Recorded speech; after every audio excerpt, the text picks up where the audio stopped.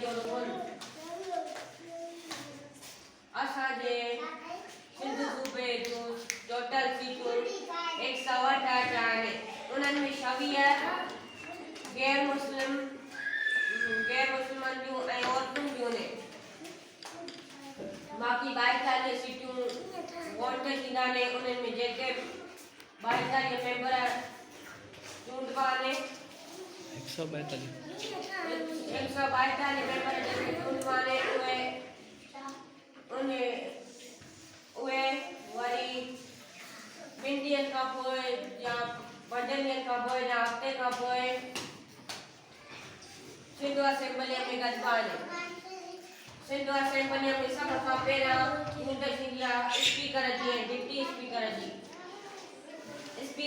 Speaker खे governor हलफ़ खणाईंदो आहे। Worry speaker warning ॾींदो आहे त 108 मेंबर पंहिंजो वज़ीर आला चूंडनि।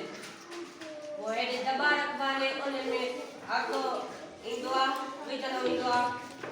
जंहिंजा सभ खां वोट घणा थींदा आहिनि उहो वज़ीर आला थींदो आहे। वरी वज़ीर आला खे बि हल्फ़ गवर्नर खणाईंदो आहे। गवर्नर जो कमु हूंदो आहे कानून ठाहिणु।